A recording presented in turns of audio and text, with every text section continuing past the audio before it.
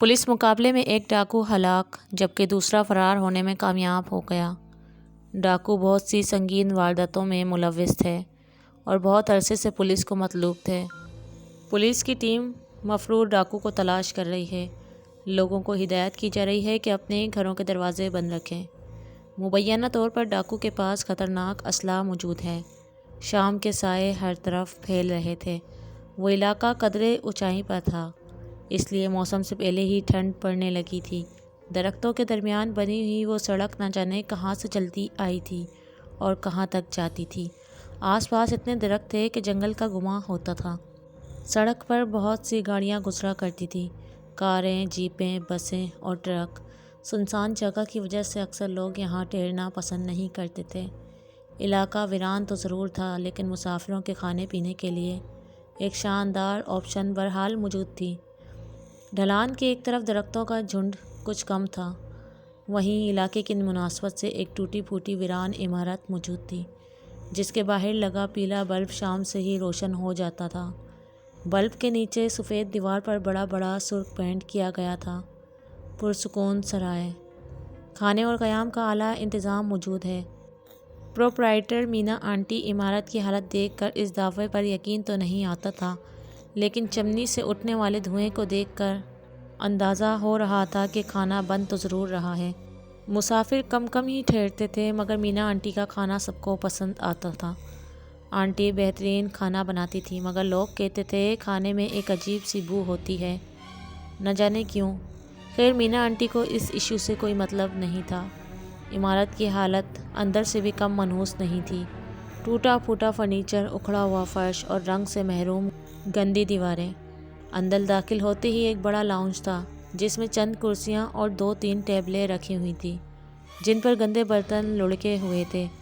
एक बरसों पुराना ब्लैक एंड वाइट टीवी अपनी कदीम 4 टांगों पर खड़ा था। हैरत अंगेज़ तौर इसकी पिक्चर और आवाज़ क्वालिटी शानदार थी, जो इस बात का पक्का सबूत दे रही थी कि पुरानी चीज़ें पायदार होती हैं।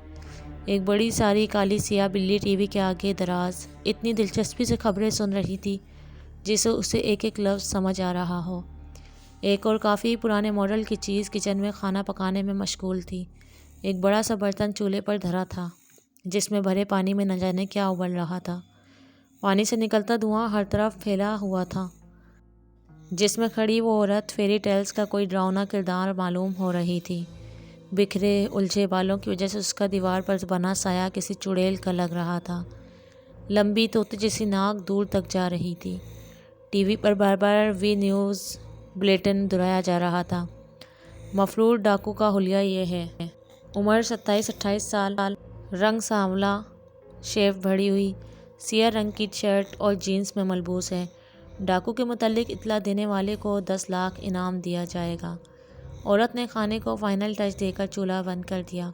किचन की खिड़की बाहर खुलती थी, जिससे सड़क और इस पर गुजरने वाली गाड़ियाँ साफ नज़र आती थी। औरत ने बाहर झाँका, उसके अंदाज में मायूसी थी। लगता है आज भी कोई मुसाफिर नहीं आएगा। अगर कल तक कोई ना आया तो फिर गोश्त का क्या होगा। पिछले कई दिनों से गोश्त बिल्कुल ख़त्म हो चुका था। आंटी का पुराने मॉडल का फ्रिज बिल्कुल खाली पड़ा था। वैसे ऐसा तो अक्सर ही होता था, या तो इतने लोग एक साथ आ जाते थे कि खाना और जगह कम पड़ जाती थी, और कभी कई कई दिन तक कोई झांकता भी नहीं था। आंटी ज़्यादा लोगों के आने से कभी परेशान नहीं होती थी। उसे खाना पकाने का जुनून था, और जब कोई अकेला तन्हा मुसाफिर सराय में रुकने आ जाता तो बस समझो आंटी मीना की लॉटरी निकल आती थी। कई दिनों के खाने का बंदोबस्त हो जाता था, आंटी के भी और मुसाफिरों के भी। सराय के अंदरूनी और बैरूनी माहौल के बरक्स यहाँ का खाना सबको पसंद आता था। आंटी मीना बेहतरीन खाना बनाती थी और कीमत भी बहुत कम, बिल्कुल मामूली। बस लोगों को सिर्फ एक शिकायत होती थी, वही खाने में एक अजीब सी महक, मगर उसका जायका लाजवाब होता था। कहीं किसी भी होटल में मीना आंटी के हाथ जैसा खाना मिलना बिल्कुल नामुमकिन था, ना जाने क्यों। कदीम घड़ियाल ने 12 बजाए। इस सन्नाटे में तेज़ घंटी की 12 मरतबा बजती हुई मनहूस आवाज़ ने बड़ा डरावना तासुर पैदा कर दिया। आंटी ने मायूसी से सांस ली। अब तो नामुमकिन है कि आज कोई ठहरने आए, उसने खुद से कहा। आंटी चूल्हे पर चढ़े बर्तन को देखकर ना जाने क्या सोचने लगी। अचानक उसके दीवार पर बने डरावने साए के साथ ایک اور سایہ نمودار ہونے لگا۔ اپنی 2 رنگی آنکھوں سے گہری دلچسپی سے ٹی وی دیکھتی ہوئی بلی زور سے گرا کر دروازے کی طرف دیکھنے لگی۔ اپنی سوچوں میں ڈوبی آنٹی چونک گئی۔ اس نے دروازے کی طرف دیکھا۔ وہ مجھے رات کو رکنے کے لیے جگہ چاہیے۔ سامنے کھڑا اجنبی جانے کیوں گھبرایا ہوا لگ رہا تھا۔ ہاں ہاں کیوں نہیں۔ مینا آنٹی کے ہونٹوں پر مسکراہٹ دوڑ گئی۔ جگہ بھی ہے اور میرے ہاتھوں کا پکا لاجواب کھانا بھی۔ آج تو سارے کمرے خالی ہیں، تم کوئی بھی پسند کر سکتے ہو۔ آنٹی نے اجنبی کی طرف غور سے دیکھا۔ وہ ڈرے ہوئے انداز میں بلی کی طرف دیکھ رہا تھا، جو اپنی اگلی ٹانگوں پر کھڑی اس طرح اسے گھور رہی تھی جیسے ابھی حملہ کر دے گی۔ ارے! آنٹی اجنبی کو تسلی دینے والے انداز میں ہنسی۔ یہ لیلا ہے، میری پالتو بلی۔ یہ تمہیں کچھ نہیں کہے گی۔ ابھی تھوڑی دیر میں تم سے مانوس ہو جائے گی۔ مگر لیلا کا اجنبی سے مانوس ہونے کا کوئی ارادہ نہیں لگ رہا تھا۔ اس کے انداز بہت جارحانہ لگ رہے تھے۔ وہ اجنبی کو گھورے جا رہی تھی اور مسلسل گرا رہی تھی۔ بہت عجیب ہے تمہاری بلی۔ اجنبی نے ناپسندیدگی سے بلی کو گھورا۔ اس کی آنکھیں؟ ہاں، ایک سبز ہے اور ایک براؤن۔ کتنی منفرد بات ہے نا؟ آنٹی نے داد چاہی۔ اجنبی نے سرائے کا جائزہ لیتے ہوئے سر ہلا دیا۔ تم ایسا کرو مسٹر گمان۔ میرا نام گمان ہے۔ کافی منفرد نام ہے۔ آنٹی نے لفظ گمان دہرایا۔ تمہاری بلی کی آنکھوں کی طرح۔ اجنبی ہنسنے لگا۔ آنٹی کو شاید اس کا مذاق پسند نہیں آیا۔ تمہارے ساتھ کوئی سامان نہیں ہے؟ کوئی بیگ وغیرہ؟ اس نے روکھے انداز میں اجنبی سے پوچھا۔ نہیں، میرے ساتھ کچھ بھی نہیں ہے۔ نہ جانے کیوں اجنبی کا انداز بہت عجیب سا تھا۔ اوکے مسٹر گمان، تم ان تینوں کمروں میں سے کوئی بھی پسند کر لو، جب تک میں تمہارے لیے کھانا نکالتی ہوں۔ آنٹی نے سامنے کی طرف اشارہ کیا۔ گمان اس کے بتائے ہوئے راستے پر چلا گیا۔ اس کے اوجل ہوتے ہی آنٹی کی ہونٹوں پر شیطانی مسکراہٹ دوڑ گئی۔ اف! آج کتنے دن کے انتظار کے بعد کوئی تنہا مسافر آیا ہے۔ شکر ہے، کئی دن کے گوشت کا بندوبست ہو جائے گا۔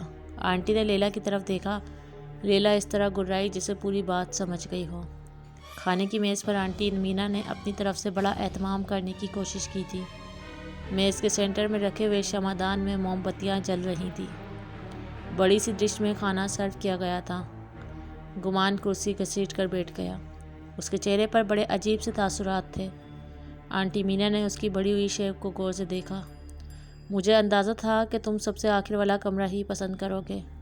تمہارے جیسے لوگ چھپتے ہی پھرتے ہیں۔ گمان نے اس کی طنزیہ بات پر کوئی سوال نہیں کیا۔ کب تک چھپ سکو گے؟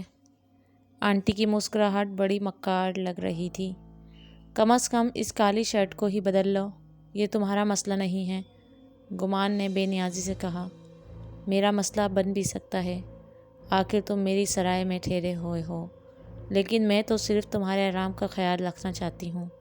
تم جینس پہن کر کس طرح سو گے؟ آنٹی بضد تھی۔ یہ کوئی پہلی مرتبہ نہیں ہے جو زندگی کو کھیل سمجھ لیتے ہیں۔ زندگی ان کو بہت دوڑاتی ہے، بہت تھکاتی ہے، پتھر بنا دیتی ہے مگر جیتنے نہیں دیتی۔ میں بھی انسان سے پتھر بن چکا ہوں، اور اب تو گمان خلاؤں میں نہ جانے کیا ڈھونڈ رہا تھا۔ اب کیا؟ آنٹی نے سوال کیا۔ اب تو کچھ نہیں، شاید کچھ بھی نہیں۔ گمان نے ٹھنڈی سانس بھری۔ کھانا ٹھنڈا ہو رہا ہے مسٹر گمان، شروع کرو۔ آنٹی مینا کے ہاتھوں کا بنا بہترین کھانا تمہارا انتظار کر رہا ہے۔ آنٹی نے گمان کی طرف سلاد بڑھاتے ہوئے کہا۔ نہیں، گمان نے پلیٹ آگے دھکیل دی۔ میں یہ کھانا نہیں کھا سکتا۔ مگر کیوں؟ ایک مرتبہ میرے ہاتھ کا کھانا کھا کر تو دیکھو۔ پوری دنیا میں ایسا ذائقہ نہیں ملے گا۔ آنٹی نے اصرار کیا۔ یقیناً ایسا ہی ہوگا۔ گمان نے اسے گھورا۔ مگر میں ایک نوالا بھی نہیں لے سکتا۔ مگر کوئی وجہ؟ کیونکہ میں آدم خور نہیں ہوں۔ آنٹی کے ہاتھ سے چمچہ گر گیا۔ کیا بکواس! وہ ہکلائی۔ مگر گمان کے سنگین چہرے پر نظر ڈال کر اس نے ڈرامہ کرنے کا ارادہ کینسل کر دیا۔ تم کو کس طرح پتہ چل گیا؟ گمان نے طنز سے کہا۔ میں تم کو ایک نظر دیکھ کر ہی سمجھ گیا تھا کہ تم ایک چڑیل ہو، آدم خور چڑیل۔ کیا کہا؟ چڑیل؟ آنٹی مینا غصے سے پاگل ہو گئی۔ تمہاری ہمت کیسے ہوئی بکواس کرنے کی؟ جس طرح تمہاری ہمت ہو جاتی ہے کسی بدقسمت تنہا مسافر کو قتل کرنے کی۔ اس کے گوشت کا کھانا بنا تم بیچارے لوگوں کو کھلاتی ہو اور ہڈیاں اور سر آدھی رات کو جنگل میں دبا دیتی ہو۔ اف، اتنا بڑا جرم! تم چڑیل نہیں ہو تو اور کیا ہو؟ تم کو یہ سب کچھ کیسے پتہ چل گیا اور اتنی جلدی؟ آنٹی گمان کی مفصل معلومات پر اتنی حیران ہو گئی کہ اپنا دفاع کرنا بھی بھول گئی۔ مجھے سب معلوم ہے، کہو تو تمہارے قتل کیے ہوئے لوگوں کی تعداد بھی بتا دوں۔ گمان نے آرام سے کرسی سے ٹیک لگا لی۔ آنٹی تھکے ہوئے انداز میں کرسی پر بیٹھ گئی۔ تھوڑی دیر تک تو وہ بات کرنے کے قابل بھی نہیں رہی تھی۔ دونوں ایک دوسرے کی آنکھوں میں آنکھیں ڈالے گھورتے رہے۔ گمان کی آنکھوں میں نہ جانے کیا تھا کہ چند لمحوں بعد ہی آنٹی نے شکست تسلیم کر کے آنکھیں جھکا لی۔ مگر مسٹر گمان، تم اپنے بارے میں کیا کہو گے؟ آنٹی نے اپنا پتہ کھیلا۔ تمہارا کیا خیال ہے میں تم کو پہچان نہیں سکی؟ تم بھی تو میری ہی راہ کے مسافر ہو، تم وہی ڈاکو ہو نا؟ پولیس جس کے پیچھے ہے، جس کے بارے میں بار بار ٹی وی پر اعلان کیا جا رہا ہے۔ بولو، جواب دو۔ گمان بالکل خاموش بیٹھا تھا۔ ہاں، تم نے ٹھیک پہچانا، میں وہی ڈاکو ہوں جس کی خبر ٹی وی پر چل رہی ہے۔ چند لمحوں بعد اس نے ٹھنڈی سانس لے کر کہا، میں کچھ روز تمہارے سرائے میں ٹھہروں گا اور تم کوئی چال نہیں چلو گی، اور اگر تم نے پولیس کو انفارم کیا تو نقصان صرف تمہارا ہوگا۔ گمان اس کو وارن کر کے اپنے کمرے میں بند ہو گیا۔ آنٹی بند دروازے کو گھورتی رہ گئی۔ کم بخت منحوس ڈاکو کہیں کا! غصے سے آنٹی مینا کا برا حال تھا۔ ایک تو شکار ہاتھ سے نکل جانے کا دکھ تھا، دوسرے راز کھل جانے کا سخت خوف ستا رہا تھا۔ اگر اس نے کسی کو بتا دیا تو کیا ہوگا؟ مجھے تو سیدھے سیدھے پھانسی ہو جائے گی۔ مجھے تو ان لوگوں کی تعداد بھی یاد نہیں ہے جن کو میں نے سچ مچ میں بھون ڈالا تھا۔ وہ کمرے کے چکر کاٹتی سچ مچ میں بھوتنی لگ رہی تھی۔ مگر اس مرد کو پتہ کیسے چل گیا؟ میں تو سارے ثبوت مٹا دیتی ہوں۔ اس کو حیرت ہو رہی تھی۔ شاید کوئی ایک آدھی ہڈی ٹیرس پر پڑی رہ گئی ہوگی۔ آنٹی نے کڑی ملائی۔ ظاہر ہے اتنا بڑا ڈاکو ہے، زمانے بھر کا چلاک گھاگ سمجھ گیا ہوگا کسی بات سے۔ مگر اب کیا کروں؟ ایک بات تو طے ہے، اب اس کا زندہ رہنا سخت خطرناک ہے۔ مجھے کچھ کرنا ہوگا، کچھ بھی، جلد سے جلد۔ آنٹی مینا کی چالاک ڈراؤنی آنکھیں گہری سوچ میں ڈوبی ہوئی تھی۔ آج پورا دن گزر جانے کے باوجود مفرور ڈاکو کا کوئی سراغ نہیں ملا۔ پولیس ڈاکو کی تلاش میں جگہ جگہ چھاپے مار رہی ہے۔ دوبارہ اعلان کیا جا رہا ہے، ڈاکو بہت خطرناک ہے، اپنے گھروں کی حفاظت کریں۔ ڈاکو کے بارے میں اطلاع دینے والے کو 10 لاکھ روپے انعام دیا جائے گا۔ ٹی وی پر پھر نیوز دہرائی جا رہی تھی۔ لیلا ٹی وی کے آگے دراز تھی۔ گمان کمرے سے نکلا۔ لیلا نے اسے پلٹ کر دیکھا اور بری طرح گرانے لگی۔ دیکھا میری لیلا کتنی چالاک ہے؟ آنٹی مسکرانے لگی۔ اس نے بھی تمہیں پہچان لیا ہے، کیوں نہ ہوگی چالاک؟ آخر بلی کس کی ہے؟ گمان نے رخائی سے بولا۔ ناشتے میں کیا لوگے؟ آنٹی نے موضوع بدلا۔ کچھ نہیں۔ گمان کرسی گھسیٹ کر بیٹھ گیا۔ تم نے کل سے کچھ نہیں کھایا؟ یہ تمہارا مسئلہ نہیں ہے۔ تم میری سرائے میں موجود ہو مسٹر گمان، میری روزی ہے یہ۔ روزی؟ تم اسے روزی کمانا کہتی ہو؟ اور تم خود کیا ہو؟ مینا آنٹی غصے سے پاگل ہو گئی۔ تم کیسے پیسے کماتے ہو؟ تمہارا کام کتنا پاک صاف ہے؟ میں جان ہتھیلی پر رکھ کر کام کرتا ہوں۔ پیسہ کتنا بھی پیارا ہو، جان سے پیارا تو نہیں ہو سکتا۔ ایک لمحے کی چوک کا مطلب ہوتا ہے کہ گولی سچ مچ میں دل میں سراغ کر دے گی۔ گمان جانے کہاں کھو گیا تھا۔ تو اس سے تمہارا کام جائز ہو جاتا ہے؟ کسی پر انگلی اٹھانا بہت آسان ہے مسٹر گمان۔ اس طرح تو میں بھی برسوں سے کڑی محنت کرتی آئی ہوں۔ سخت گرمی میں چولہے کی جہنم جیسی آگ کے آگے کھڑی رہ رہ کر میں نے اپنا حسین چہرہ جھلسا لیا ہے۔ حسین چہرہ؟ گمان نے چونک کر آنٹی کو دیکھا۔ تم اپنی بات کر رہی ہو؟ آنٹی مینا اس کا طنز سمجھ کر غصے سے آگ بگولا ہو گئی۔ تو کیا لیلا کی بات کر رہی ہوں؟ خیر، میرے لیے حسن کا معیار کچھ اور ہے۔ گمان نے بے نیازی سے بات پلٹ دی اور دوبارہ کمرے میں بند ہو گیا۔ آنٹی نے چمچہ زمین پر دے مارا۔ اب بات آنٹی کی ذاتیات پر آ چکی تھی۔ گمان نے اس کا کھلا مذاق اڑایا تھا، اب اس کو مزہ چکھانا لازمی ہو گیا تھا۔ مگر کیسے؟ سورج کی نارنجی کرنیں مدھم ہونے لگی تھی، دھوپ ڈھل چکی تھی۔ کھڑکی سے باہر بڑا خوبصورت منظر دکھائی دے رہا تھا۔ ڈھلان کے آس پاس سبزہ ہی سبزہ تھا اور نیچے کھائی میں ہلکا نیلا دریا بل کھاتا محسوس ہو رہا تھا۔ سفید اور نیلے بادل اتنے قریب نظر آ رہے تھے جیسے ذرا سا ہاتھ بڑھا کر ان کو چھوا جا سکتا ہو۔ گمان کھڑکی سے ٹیک لگا کر کھڑا تو ضرور ہوا تھا، مگر اس کو باہر والے منظر میں کوئی دلچسپی نہیں تھی۔ وہ تو نہ جانے کہاں کھویا ہوا تھا، نہ جانے کیا کیا یاد کیے جا رہا تھا۔ مختلف منظر تیزی سے اس کی آنکھوں میں گزر رہے تھے۔ اس کا بچپن، یونیفارم پہنے وہ خوشی خوشی اسکول جا رہا ہے۔ پھر ایک اور منظر، اپنے دوست کا کلر باکس خاموشی سے اپنے بیگ میں چھپا کر رکھ رہا ہے۔ پھر 16-17 سال کی عمر میں کسی کے دروازے پر کھڑی سائیکل چرا کر گھر لے آنا، ابو کے ڈانٹنے اور سزا دینے پر شرمندہ ہونے یا معافی مانگنے کے بجائے ایک رات خاموشی سے گھر سے بھاگ جانا۔ وہ تو برسوں کا مفعول تھا، اور پھر زندگی نے کتنے رنگ دکھائے، کتنا دوڑایا۔ اس کے جیسے کئی اور غلط سوچ اور غلط راہوں کے مسافر ہمسفر بن گئے۔ زندگی کے کیلنڈر پر نہ جانے کتنی تاریخوں کے آگے ان گنت وارداتیں تحریر ہوتی چلی گئیں۔ وہ لرز کر جیسے واپس آ گیا۔ کیا پایا؟ جرم، فرار، خلش، دھواں۔ زمین پر رکھا بڑا سا چولہا دہک رہا تھا۔ ایک بہت بڑا، کوئی ہاتھ ٹب کے سائز کا برتن چولہے پر رکھا ہوا تھا، جس میں لبالب پانی بھرا ہوا تھا۔ پانی بری طرح ابل رہا تھا۔ آنٹی مینا نے ہاتھ میں پکڑی بوتل پانی میں الٹ دی۔ پانی میں زوردار چھناکا ہوا۔ آنٹی نے اطمینان بھری سانس لی۔ آج آنٹی مینا بڑی کٹ میں نظر آ رہی تھی، ایک لمبا سنہری گاؤن پہنے، جس پر بڑے بڑے کالے چیونٹے بنے ہوئے تھے۔ اپنے قدرتی الجھے ہوئے بالوں کا بڑا سا جوڑا بنا رکھا تھا، جو ایسے لگ رہا تھا جیسے سر پر کوئی برتن الٹا رکھ لیا ہو۔ گہری لال لپسٹک اور کاجل لگا کر آج اس کا گمان پر اپنے حسن کی دھاک بٹھانے کا پکا ارادہ تھا۔ لیلا بھی بڑی چوکنی نظر آ رہی تھی۔ ویسے تو میں پوری کوشش کروں گی کہ وہ کافی پی لے، ویسے کم بخت ہے بڑا چلاک۔ اگر اس نے کافی پینے سے انکار کر دیا تو پھر ہم اپنے دوسرے منصوبے پر عمل کریں گے۔ آنٹی نے لیلا کو پروگرام سمجھایا۔ لیلا نے ہلکے سے گررا کر شاید اس بات میں جواب دیا تھا۔ کافی دیر کے انتظار کے بعد گمان کمرے سے برآمد ہوا۔ آج وہ پہلے سے زیادہ تھکا ہوا اور نڈھال لگ رہا تھا۔ وہ کرسی پر جسے گر سا گیا۔ اوہ گڈ مارننگ مسٹر گمان، آنٹی نے خوش دلی کا مظاہرہ کرتے ہوئے کہا۔ کوئی چائے، کافی؟ مسکرانے سے اس کے دانتوں پر بھی لگی ہوئی لال لپسٹک اسٹک جھلک مارنے لگی۔ گمان نے اس پر ایک نظر ڈالی۔ کیا قتل کرنے کا ارادہ ہے؟ آنٹی مینا بری طرح چونک گئی۔ کیا مطلب؟ تم ایک ہی بات کیوں کرتے ہو؟ میں تو آپ کے جلووں کی تعریف کر رہا تھا۔ آپ کیا سمجھ بیٹھی؟ اوہ شریر، آنٹی شرماتے ہوئے بہت ڈراؤنی لگ رہی تھی۔ میں تو کھانے کا پوچھ رہی تھی، تم بالکل بھوکے کس طرح رہ سکتے ہو؟ مجھے بھوک ہے ہی نہیں۔ گمان نے صفائی سے انکار کر دیا۔ تو پھر ایک کپ کافی پی لو، میری خاطر۔ اس میں تو کوئی گوشت نہیں ہے۔ آنٹی نے اس کے آگے کپ رکھ دیا۔ گمان نے کھوئے کھوئے انداز میں کپ اٹھا لیا۔ پی لے کم بخت، اپنی زندگی کا آخری کپ پی لے۔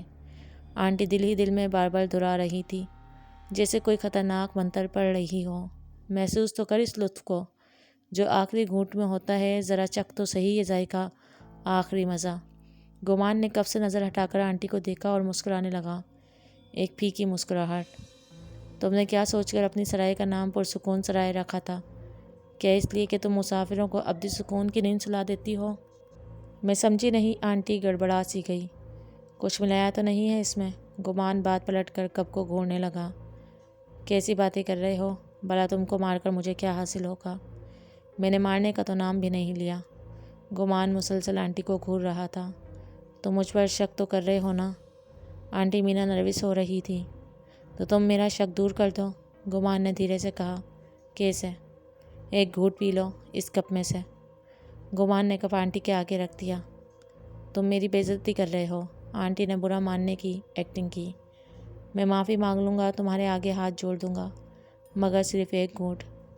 گمان نے کپ آنٹی کے لپسٹک کے بھرے ہوئے منہ سے لگا دیا۔ آنٹی نے جھٹکے سے کپ گرا دیا۔ اس کے ٹکڑے بکھر گئے۔ تو میرا شک غلط نہیں تھا، وہ بڑبڑایا۔ اچانک گھر کی ساری لائٹیں جل گئیں۔ کئی گھنٹوں سے گئی ہوئی بجلی واپس آ گئی تھی۔ ٹی وی بھی دوبارہ آن ہو گیا تھا۔ نہ جانے کون سی قدیم فلم آ رہی تھی۔ ایک بہت پراسرار دھن تیز آواز میں چلنے لگی۔ گمان آہستہ آہستہ آنٹی کی طرف بڑھنے لگا۔ آنٹی الٹے قدموں چلنے لگی۔ لیلا انتہائی ایکٹیو نظر آنے لگی۔ اس کی دو رنگی آنکھیں چمک رہی تھیں۔ آنٹی بہت مکاری سے سانپ جیسے چال چلتے ہوئے کھولتے ہوئے پانی کے برتن تک آ گئی تھی۔ گرم پانی تیزاب کی ملاوٹ کے بعد اتنا خطرناک ہو گیا تھا کہ اس میں گرنے والے دوسرا سانس بھی نہ لے پاتا۔ بس ذرا سا حوصلہ، تھوڑی سی ہمت اور بس کھیل ختم ہو جاتا۔ مگر آج کون جیتنے والا تھا؟ آنٹی مینا اس طرح کھڑی تھی کہ اس کے بالکل پیچھے کھولتا ہوا پانی تھا۔ دھیرے دھیرے آگے بڑھتے ہوئے گمان کے پیچھے لیلا پنجے اٹھائے اشارے کی منتظر تھی۔ آنٹی نے گمان کے بالکل نزدیک آنے کے بعد اچانک ہٹ جانا تھا۔ لیلا نے گمان پر حملہ آور ہونا تھا اور دونوں نے مل کر گمان کو کھولتے ہوئے پانی میں گرا دینا تھا اور بس۔ ٹی وی پر بجتی بھیانک پراسرار دھن اور تیز ہو گئی تھی۔ اس کی آواز کان پھاڑنے لگی تھی اور پھر دھن اچانک بند ہو گئی۔ ٹی وی پر خبروں کا ٹائم ہو گیا تھا۔ بریکنگ نیوز چلنے لگی۔ 2 روز قبل پولیس مقابلے کے دوران ایک ڈاکو ہلاک ہو گیا تھا جبکہ دوسرا فرار ہونے میں کامیاب ہو گیا تھا۔ ہم آپ کو بتاتے چلیں کہ پولیس مفرور ڈاکو کو گرفتار کرنے میں کامیاب ہو گئی ہے۔ ڈاکو 2 دن سے جنگل میں روپوش تھا۔ آج پولیس نے گھیراؤ کر کے اس کو قبضے میں لے لیا ہے۔ ڈاکو کے پاس سے اسلحہ بھی برآمد ہوا ہے۔ آنٹی سکتے کی حالت میں خبر سن رہی تھی۔ اس نے گمان پر نظر ڈالی، وہ بھی ٹی وی کی طرف دیکھ رہا تھا۔ اس کے چہرے پر بہت عجیب تاثرات تھے۔ تم نے تو کہا تھا کہ تم ہی وہی ڈاکو ہو، آنٹی نے ہکلاتے ہوئے کہا۔ میں نے سچ کہا تھا، میں ڈاکو ہی ہوں۔ گمان کے ہونٹوں پر پھیکی مسکراہٹ تھی۔ میں ڈاکو ہوں مگر وہ نہیں جو فرار ہوا تھا، بلکہ وہ جو مقابلے میں مارا گیا تھا۔ گمان کا چہرہ بلب کی روشنی میں زرد لگ رہا تھا۔ اس کی آنکھیں بے حد ویران تھیں۔ آنٹی گمسم کھڑی رہ گئی۔ لیلا جو کافی دیر سے آنٹی کے اشارے کے انتظار میں تھی، اس نے گمان پر چھلانگ لگا دی۔ مگر یہ کیا؟ بلی آرام سے گمان کے آر پار چلی گئی، جس طرح کوئی خلا سے گزر جائے۔ گمان اطمینان سے اپنی جگہ پر کھڑا رہا۔ لیلا آنٹی مینا کو اپنی لپیٹ میں لیتے ہوئے کھولتے پانی میں جا گری۔ ایک زوردار چھناکا ہوا۔ آنٹی مینا کی آخری چیخ بہت بھیانک تھی۔ کھولتے پانی سے بری طرح دھواں نکلنے لگا۔ آہستہ آہستہ مجسمے کی طرح کھڑے ہوئے گمان کا وجود بھی دھواں بننے لگا اور ہوا میں تحلیل ہونے لگا۔ پوری سرائے جیسے دھوئیں میں ڈوب گئی۔ ٹی وی پر نیوز بلیٹن چل رہا تھا۔ گرفتار ہونے والے ڈاکو نے ابتدائی تفتیش کے دوران اپنے جرائم کا اعتراف کر لیا۔ اس نے بتایا کہ پولیس مقابلے میں ہلاک ہو جانے والا ڈاکو اس کا پرانا ساتھی تھا اور ان دونوں نے مل کر کئی سنگین وارداتیں کی تھیں۔